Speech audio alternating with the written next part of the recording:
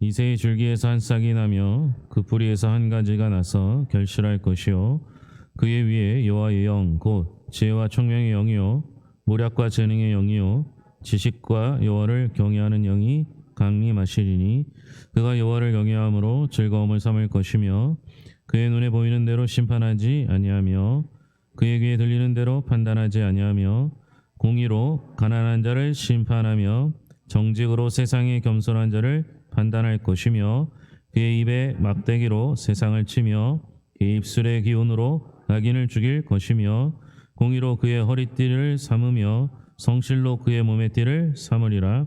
그대의 이리가 어린 양과 함께 있어 표범이 어린 염소와 함께 누우며 송아지와 어린 사자가 살찐 짐승이 함께 있어 어린아이에게 끌리며 암소와 곰이 함께 먹으며 그들의 새끼가 함께 엎드리며 사자가 소처럼 풀을 먹을 것이며 젖먹는 아이가 독사의 구멍에서 장난하며 젖된 어린아이가 독사의 굴에 손을 넣을 것이라.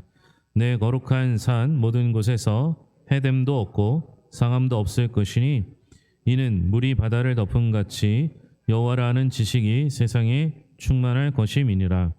그날에 이새의 뿌리에서 한 싹이 나서 만민의 기치로 설 것이요 열방이 그에게로 돌아오리니 그가 거한 곳이 영화로우리라. 그날에 주께서 다시 그의 손을 펴사 그의 남은 백성을 아수르와 애국과 바드로스와 구스와 엘람과 시날과 하맛과 바다 섬들에서 돌아오게 하실 것이라.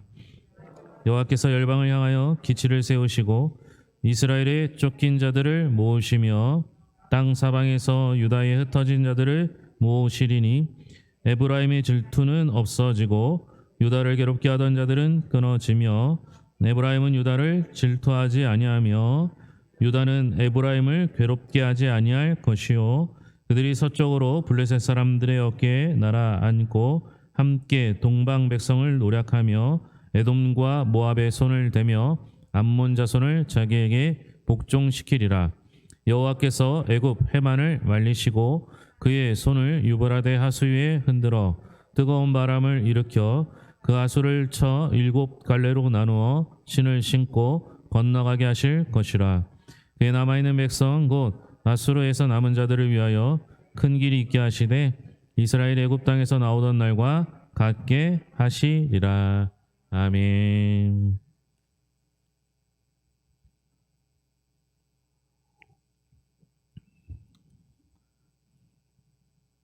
울창한 숲이 무참히 베어지고 불타버릴지라도 생명의 그루터기가 남아있다면 그곳에서 다시 새순이 돋아납니다. 하나님은 범죄한 이스라엘과 교만한 열방을 심판하셨지만 무너진 이새의 줄기에서 새로운 생명을 틔워내십니다. 연약해 보이는 이 작은 싹은 장차 온 세상을 정의와 평화로 덮는 거대한 생명의 나무로 자라게 됩니다. 하나님이 절망과 폐허 속에 남겨두시는 소망의 씨앗은 결코 작거나 무력하지 않습니다. 빽빽한 숲을 베어내신 하나님이 이새의 뿌리에서 새로운 가지를 내시는데요. 이새의 뿌리에서 난 가지 위에 어떤 영이 머무는지 11장 1절 2절 1절과 2절입니다. 이새의 줄기에서 한 싹이 나며 그 뿌리에서 한 가지가 나서 결실할 것이요 그의 위에 여호와의 영 곧 지혜와 총명의 영이요 모략과 재능의 영이요 지식과 여호와를 경외하는 영이 강림하시리니.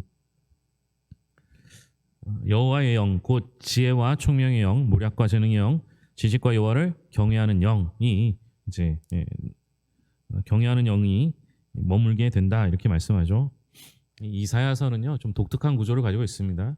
이사야를 어떤 사람이 이제 성경의 축소판이라고 하는데요. 이사야는 전체 66장이 되어 있고요. 39장이 1장부터 39장이 전반부, 또 39장 이후부터가 후반부 이렇게 되어 있습니다. 꼭 성경의 그 39권의 구약과 27권의 신약으로 나눠진 것 같은 그런 느낌의 이제 보여지는 게 이제 이사야입니다. 이사야는요 1장부터 39장, 그러니까 전반부에 세 번 메시아 예언이 나오는데요. 먼저 이제 9장은 아수르에 망한 북이스라엘을 구원할 위대한 다윗의 자손이 날 것에 관한 내용이 나오고요. 지금 읽은 이제 11장에서는 제국의 몰락 이후에 등장할 하나님의 메시아 왕국에 관한 기사가 나옵니다. 그 사이에 뭐가 있냐? 10장은 아수르에 대한 심판입니다. 북이스라엘을 무너뜨린 멸망시킨 아수르 제국에 대한 심판이 나옵니다.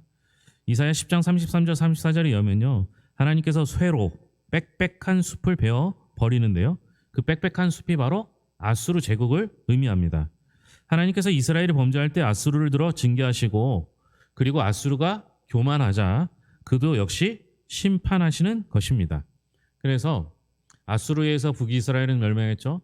아수르는 교만해서 하나님께 멸망당하 심판당하지 않습니까? 그런데 그렇게 빽빽한 숲이었던 아수르가 다 배임을 당하고 나서 그 불탄 숲에서 이새의 줄기에서 난 한 쌍을 통해 이전 이스라엘 왕국과는 전혀 다른 새로운 나라를 창조하실 것을 예언합니다. 이게 무슨 예언이겠습니까? 메시아 예언이죠. 그 메시아에게 여호와 영이 가득 임하게 될 것입니다. 그 영은 지혜와 총명의 신이고 모략과 재능의 신입니다. 그러니까 구속사적으로 한 가지는 나사렛 예수를 예표하고, 여호와의 영이 왕적 메시아에 임하는 것은 예수님이 세례 받으실 때 하늘에서 소리가 있었던 것, 그곳에 비둘기같이 성령이 임한 것을 통해서 그 예언이 성취되는 것을 보여주고 있습니다. 메시아 통치의 특징이 나오죠. 3절부터 5절까지입니다. 3절부터 5절까지 같이 읽겠습니다. 그가 여호와를 경외함으로 즐거움을 삼을 것이며 그의 눈에 보이는 대로 심판하지 아니하며 그의 귀에 들리는 대로 판단하지 아니하며 공의로 가난한 자를 심판하며 정직으로 세상에 겸손한 자를 판단할 것이며 그의 입에 막대기로 세상을 치며 그의 입술의 기운으로 악인을 죽일 것이며 공의로 그의 허리띠를 삼으며 성실로 그의 몸에 띠를 삼으리라. 그러니까 눈에 보이는 대로 심판하거나 귀에 들리는 대로 판결하지 않고 공의와 성실로 재판한다라는 겁니다. 오실 메시아 왕은요, 야훼 여호와를 경외함을 가장 큰 즐거움으로 삼습니다. 하나님을 경외한다라는 건 중심으로 하나님을 사랑한다라는 걸 의미합니다. 그 왕은 또한 눈에 보이는 대로 심판하지 않고 귀에 들리는 대로 재판하지 않는다라고 말합니다. 우리는 눈에 보이고 귀에 들리는 대로 재판하는 사람들을 그래도 괜찮은 사람이라고 생각합니다. 보지도 않고 듣지도 않고 재판하는 사람들이 얼마나 많은지요.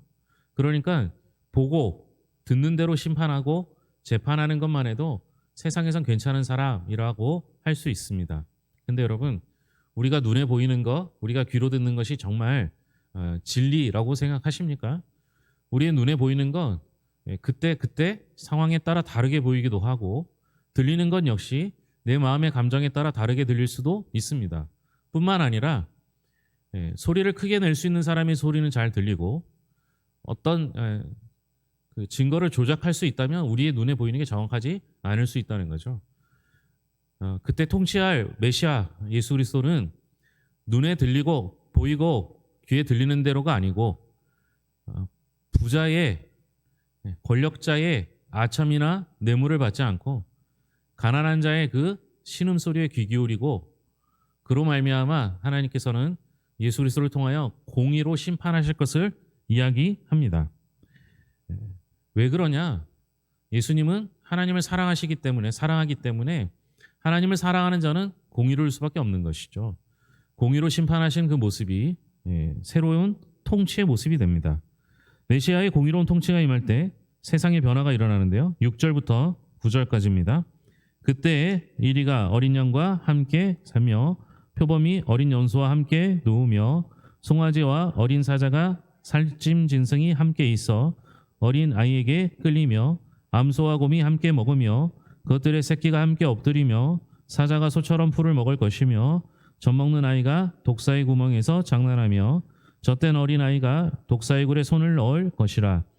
내 거룩한 산 모든 곳에서 해됨도 없고 상함도 없을 것이니 이는 물이 바다를 덮음 같이 여호와를 아는 지식이 세상에 충만할 것임이라.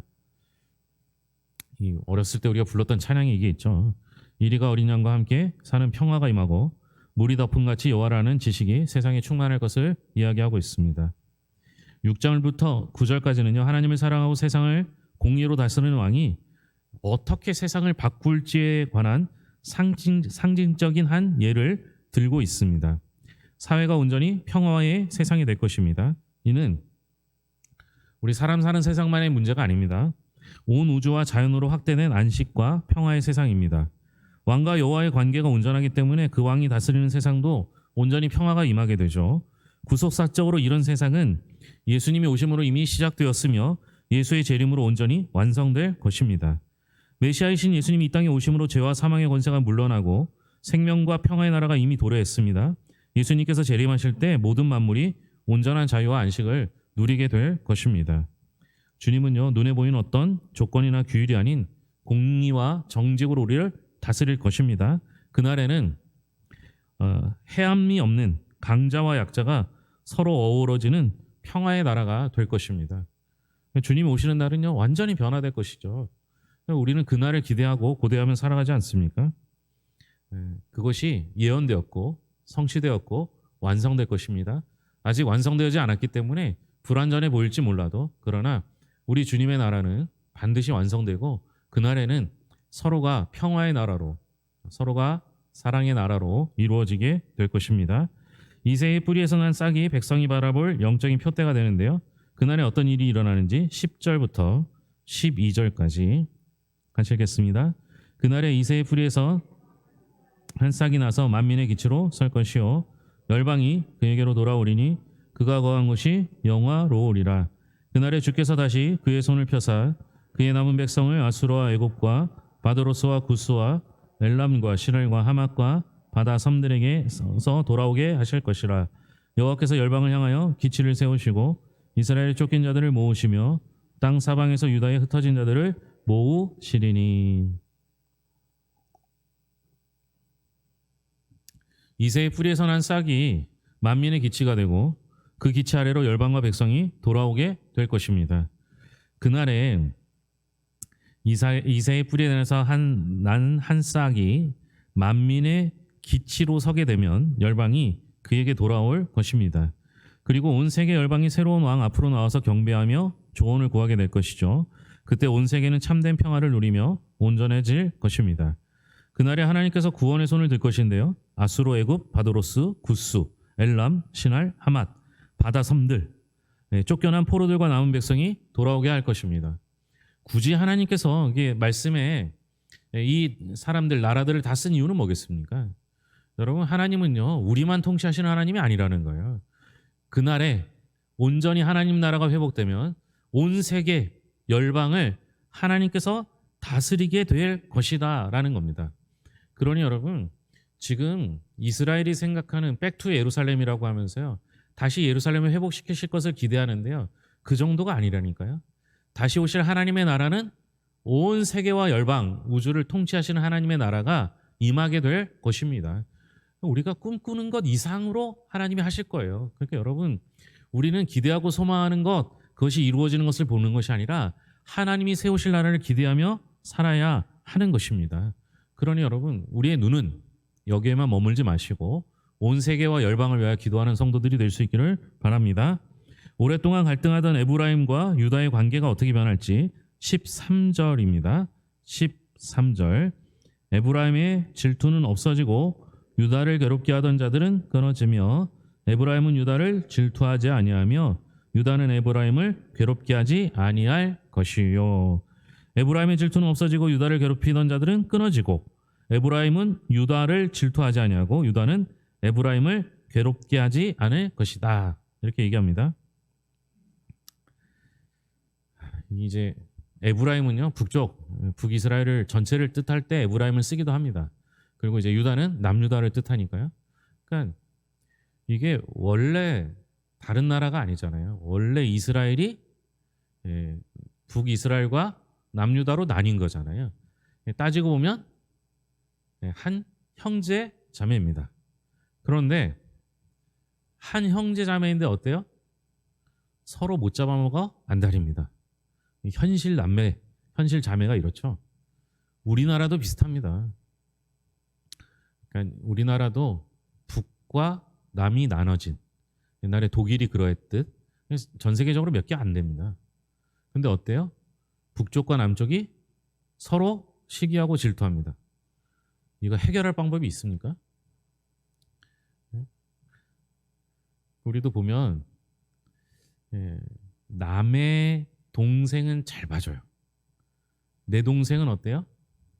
예? 아주 구박을 해요. 똑같은 잘못을 해도 내 동생은 용서가 안 되는데 남의 동생은 용서가 돼요.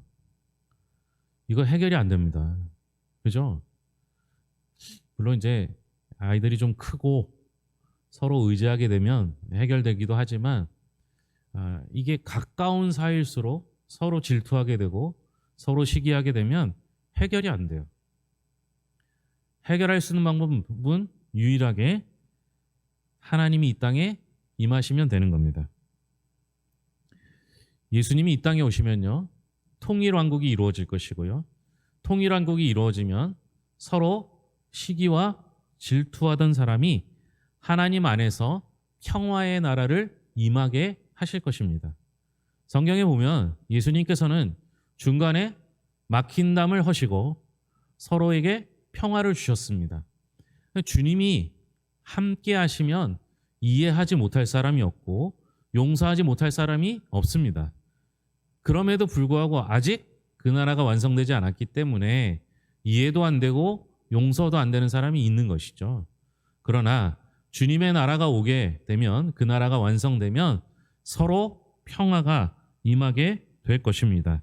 즉, 지금 평화는 이루지 못한다 할지라도 주님의 나라가 오면 반드시 평화의 나라가 임하게 될 것이고, 그날에 서로 사랑만 하며 섬기는 아름다운 공동체가 임하게 될 것입니다. 메시아의 날이 이르면 오랫동안 갈등의 골이 깊었던 유다와 에브라임도 하나가 될 것입니다. 그날을 기대하고 꿈꾸는 소망의 사람들이 될 수 있기를 바랍니다. 기도하겠습니다. 하나님 아버지, 감사합니다. 우리가 꿈꾸는 세상이 불가능해 보이지만 천국은 가능한 나라입니다.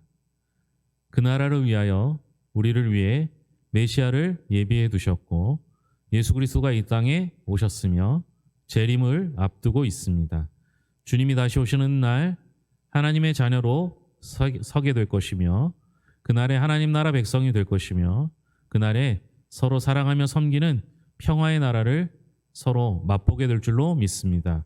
그때까지 잘 견디고 또 이룰 수 있도록 인내의 사람이 되게 하여 주시옵소서. 뿐만 아니라 세상이 무너진 것 같아도 그루터기는 남아있고 싹은 남아있어서 그 싹을 통하여 하나님 나라를 이루실 것입니다. 하나님, 이 땅에 우리를 이 약한 세상 속에 하나님의 싹으로 심어두셨사오니 우리가 끝까지 인내하여 열매 거두는 하나님의 사람들이 되게 하시고 그날의 기쁨을 맛보게 하여 주시옵소서. 여러 가지 질병으로 고생하는 이들에게 하나님의 은혜가 넘치게 하여 주시옵고, 회복 중에 있는 이들에게 온전한 회복을 이루게 하여 주시옵소서. 무엇보다 우리의 마음을 지켜주셔서 절망하지 않게 하시고 하나님을 의지하며 나아가게 하여 주시옵소서. 이제 얼마 남지 않은 산성교회 여름 아웃리치를 통해서 성경학교와 마을잔치를 준비하게 하셨사오니 잘 준비하게 하시고 이 일을 통하여 또 괴산에 씨를 뿌리는 믿음의 사역들이 되게 하여 주시옵소서. 오늘도 예배 가운데 함께 하신 하나님께 감사드리며 모든 것을 예수님의 이름으로 기도합니다. 아멘.